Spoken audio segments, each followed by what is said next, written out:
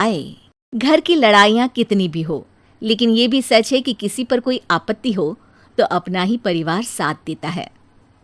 भैया, मेरे पीछे पुलिस लगी है, प्लीज मुझे बचा लो। रवि और राज दो भाई, लेकिन दोनों में कभी नहीं पटी। अरे क्या हुआ छोटे, क्या कर दिया तूने? अरे कुछ नहीं भैया, मेरा दोस्त है ना राजू, वो मुझे लेकर बैंक गया था। मुझे नहीं पता भैया कि वो वहाँ बैंक लूटने जा रहा है। मैं उसके साथ बैंक में घुसते ही सीसीटीवी कैमरे में दिख गया हूँ। अब पुलिस मुझे ढूंढ रही है भैया, मुझे बचा लो। राज कुछ सोचता है, फिर कहता है, ओके, तुम यहीं रुको, मेरा एक दोस्त पुलिस में है, मैं बात करता हूँ। तभी वहाँ रवि की बीवी राज की बीवी के साथ आ जाती है।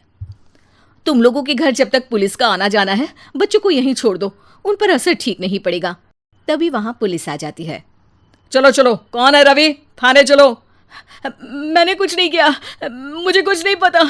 अरे वो तो पुलिस स्टेशन चलकर ही पता चलेगा कि कुछ पता है कि नहीं, चलो। कहानी का फ्लैशबैक।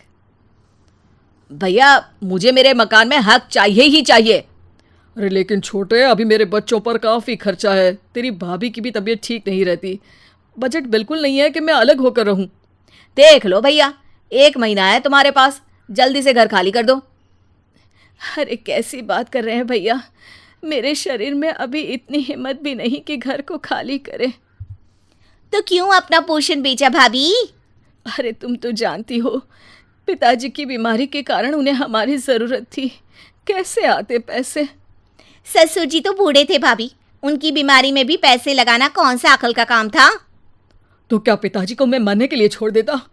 अरे रवि, तू तो समझ, पापा को हमारी ज़रूरत थी, उन्होंने हमारे लिए हर वो काम किया जिससे हमें खुशी मिले। बैक टू रवि, जो जेल में बैठा है। ये मैंने क्या कर दिया था? मैं ना पिता का हुआ ना ही भैया का, मेरे साथ जो हो रहा है ठीक ही हो रहा है। तभी वहां पुलिस वाला आता है। रवि, तुमसे कोई मिलने आया है। भाभी, आप यहाँ क्यों आई? पुलिस स्टेशन है ये भाभी। भैया, आपकी जगह मेरा भाई होता तो क्या मैं नहीं आती? अच्छा, ये खाना ले लीजिए, खा लीजिएगा। आपके भैया लगे हैं वकीलों और पुलिस वालों से बात करने में, डरने की कोई बात नहीं। जब आपने गुनाह किया ही नहीं तो सज़ा भी नहीं मिलेगी। रवि भाभी को देखकर रोने लगता है। घर में साक्षी चुपचाप बैठी होती है कि तभी सोनम कहती है, अरे साक्षी, क्या हुआ, परेशान क्यों हो रही हो? भाभी, अभी अभी पुलिस स्टेशन से खबर आई है, इन्हें बड़े जेल में शिफ्ट किया जा रहा है। मैं क्या करूंगी भाभी? रो मत, हम अच्छे से अच्छा वकील करेंगे। लेकिन उसमें तो बड़े पैसे लगेंगे दीदी, हम इतना पैसा कहाँ से लाएंगे? अरे क्यों, ये मकान है ना, और मेरे कुछ गहने भी हैं। साक्षी की आंखों में पानी आ जाता है। पर दीदी, ये तो आप और भैया की मेहनत की कमाई है। पापा के बाद भी तो हम लोगों का सब खत्म हो गया था। पापा को तो बचा नहीं पाए, लेकिन भैया को ज़रूर बचा लेंगे, और भगवान चाहेंगे ना तो दोनों भाई मिलकर इससे भी बड़ा मकान खड़ा कर लेंगे। साक्षी। थोड़ी देर में राज वहाँ आता है।